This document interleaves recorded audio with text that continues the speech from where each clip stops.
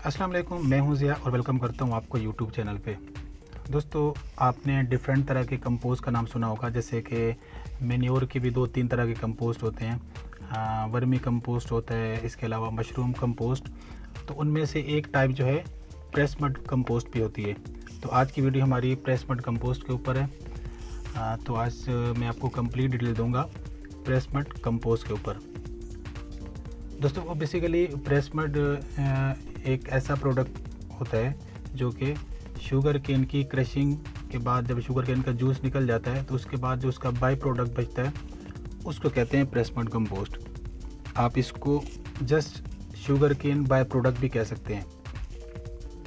जब हम sugar cane को शुगर इंडस्ट्री में भेजते हैं, जिसका पर्पस आप सबको पता है कि उसमें से हम चीनी बनाते हैं शुगर केन में से।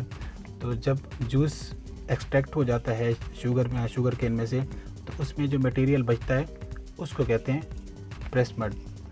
और ये जो प्रेस मड बाय प्रोडक्ट होता है शुगर केन का, इसको हम एज आ ऑर्गेनिक फर्टिलाइज़र भी यूज़ करते हैं।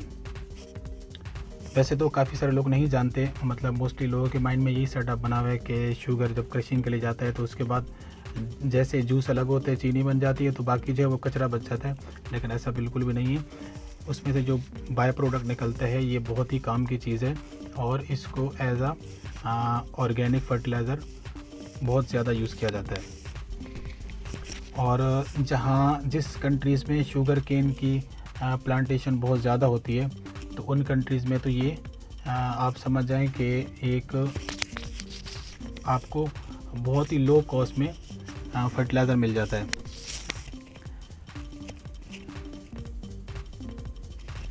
दोस्तों, अगर इसके कलर की बात करें तो ये आपको प्लास्टिक बैग में नज़र भी आ रहा है। ये डार्क ब्राउन कलर में होता है। और अगर इसमें हम इसकी कंपोजिशन की बात करें कि इसके अंदर क्या क्या चीज़ें होती हैं, तो उसमें nitrogen, cellulose, lignin, protein, sugar, fibre और इसके अलावा कैन वैक्स भी इसके अंदर पाया जाता है। और इसके साथ साथ इनऑर्गेनिक सॉल्ट और सॉल्ट पार्टिकल। तो इसमें काफ़ी सारी ऐसी चीज़ें होती हैं जो कि बायोफ्यूल या फर्टिलाइज़र बनाने के लिए यूज़ की जाती हैं। तो आप इस अंदाज़ा लगा लें कि इतनी सारी चीज़ें इसके अंदर पाई जाती हैं, तो ये कितना करामत फर्टिलाइज़र है। दोस्तों, अगर इसकी परसेंटेज की बात करें कि एक जो शुगर केन होता है उसमें से कितने परसेंट ये प्रेस मड कंपोस्ट निकलता है, तो आप इसका सीधी सी एग्जांपल है कि तकरीबन 4 से 5% जो है जो बाय प्रोडक्ट होता है जिसको हम प्रेस मड कंपोस्ट कहते हैं, ये उसमें से निकलता है शुगर केन में से। दोस्तों, अब मैं आपको बताता हूँ कि ये इसकी इम्पोर्टेंस इतनी ज़्यादा क्यों है। तो अगर हम इसकी न्यूट्रिएंट कंपोजिशन की बात करें तो उसमें बहुत ही ज़्यादा है।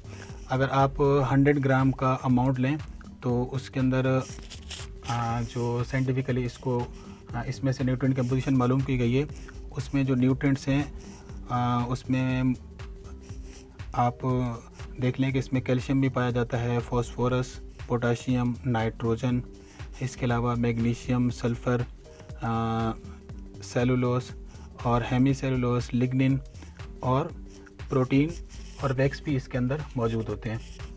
तो ये इसकी न्यूट्रिएंट कंपोजिशन थी। तो इससे आप अंदाज़ा लगा लें कि ये इसकी कितनी इम्पोर्टेंस है। दोस्तों, न्यूट्रिएंट कंपोजिशन के साथ साथ इसकी जो है माइक्रोबियल कंपोजिशन भी होती है प्रेस मड कंपोस्ट की। और इसके अंदर काफ़ी सारे जो बेनिफिशियल बैक्टीरियाज और फंजाई होते हैं वो भी इसके अंदर पाए जाते हैं। अब अगर बात करें कि हम जब इसको किसी भी सॉइल में या लैंड में यूज़ करते हैं तो उस वक्त इसकी सॉइल की जो प्रॉपर्टीज़ होती हैं वो किस तरह की हो जाती है, मतलब इसको ऐड करने के बाद सॉइल किस तरह बिहेव करता है। तो आपको मैं अगर 1 बाय 1 बताऊं तो सॉइल की जो फर्टिलिटी और प्रोडक्टिविटी होती है किसी भी एग्रीकल्चरल क्रॉप्स की, तो वो इंक्रीज़ हो जाती है। इसके अलावा ये मेंटेन करता है एग्रीगेट स्टेबिलिटी। दोस्तों, इसके अलावा अगर बात करें इस सॉइल के टेक्सचर, स्ट्रक्चर और वाटर होल्डिंग कैपेसिटी की, तो वो भी इंक्रीज़ हो जाती है। मतलब ये कितनी, आप इससे अंदाज़ा लगा सकते हैं कि कितनी इम्पोर्टेंट चीज़ें हैं जो प्रेसमड कंपोस्ट के अंदर पाई जाती हैं, जो कि सॉइल की प्रॉपर्टीज़ को चेंज करती हैं। दोस्तों अगर इसके हम केमिकल प्रॉपर्टीज़ की बात करें तो ये जो एसिडिक जो प्रेसमड कंपोस्ट होते हैं वो एसिडिक नेचर होते हैं, और आजकल हमारे मोस्टली लॉन में ये प्रॉब्लम है कि वो जो पीएच है वो हाई होता है, तो ये पीएच को भी डिक्रीज़ करता है। तो जहाँ भी पीएच ज़्यादा हो तो आप इसको अप्लाई करेंगे तो वहाँ का जो पीएच होगा इसको ये लो कर देगा। दोस्तों दूसरे कंपोस्ट में और प्रेसमड कंपोस्ट में अगर मेन डिफरेंस आपको मैं बताऊं, जैसा कि हम कभी अपने लॉन ग्रासेस में कंपोस्ट यूज़ करते हैं तो ग्रास तो लच ग्रीन हो जाती है, लेकिन कुछ टाइम के बाद उसमें वीड्स यानी कि जंगली घास का बहुत ज़्यादा प्रॉब्लम आता है, जो कि ना ख़त्म होने वाला सिलसिला शुरू हो जाता है। तो प्रेसमड कंपोस्ट का जो एक कह सकते हैं कि बहुत बड़ा एडवांटेज ये है कि ये ज़मीन को ज़रख़ीज़ बनाते हुए जो जंगली घास है उसमें भी इसका कोई चांस नहीं होता। मतलब कि इसको अप्लाई करने के बाद आपके लॉन ग्रासेज या फील्ड में जंगली घास जो है वो नहीं होगा, जो मोस्टली दूसरे कंपोस्ट को यूज़ करने के बाद हमारी ज़मीन में वीड्स का प्रॉब्लम आ जाता है। दोस्तों अगर बात करें कि हम इसको कहाँ अप्लाई कर सकते हैं, तो आप इसको हर तरह के इंडोर और आउटडोर दोनों तरह के प्लांट्स में यूज़ कर सकते हैं। इसके अलावा पौधों के बीज और पनीली के लिए भी इस्तेमाल कर सकते हैं, जो फ्रूट ट्रीज़ होते हैं, या जब आप कभी लॉन की तैयारी करते हैं, हम कभी अपने घर के बैकयार्ड में या फ्रंट में अपने एक छोटा सा लॉन बनाते हैं तो वहाँ पे लोग मोस्टली कंपोस्ट को यूज़ करते हैं। तो कंपोस्ट की अगर आप ये यूज़ करेंगे तो इसके बहुत ज़्यादा बेनिफिट हैं और आपकी ग्रास जो है वो बहुत ज़्यादा लच ग्रीन हो जाएगी। और इसके साथ साथ किचन गार्डनिंग में भी आप इसको इस्तेमाल कर सकते हैं। अब अगर इसकी बात करें कि हमने इसको किस तरह यूज़ करना है, तो अगर हम ज़मीन की तैयारी कर रहे हो, जैसे मैंने आपको बताया किसी भी लॉन की तैयारी करते वक्त आपने इसका एक रेशो प्रेसमड कंपोस्ट का लेना है और जो 1% प्रेसमड कंपोस्ट और 3% मट्टी, तो इसका आपने मिक्सचर बना के आपने उसकी जो ज़मीन को तैयार करना है, उसके बाद आपने जो भी प्लांटेशन करनी है आप वो कर सकते हैं। और इसके अलावा अगर मैं आपको फील्ड की इसकी डोजेज बताऊं तो वो 50 किलोग्राम फ़ी एकड़ के हिसाब से आपने इसको यूज़ करना है। मतलब 50 किलोग्राम प्रेसमड कंपोस्ट होगा और 1 एकड़ की ज़मीन के ऊपर आपने उसको अप्लाई कर देना है। और अप्लाई करने का तरीका वही है जैसा कि आप दूसरे कंपोस्ट या मैन्योर को यूज़ करते हैं, किसी भी रैक वगैरह से डिफरेंट मेथड्स होते हैं, आप उसको इससे यूज़ कर सकते हैं।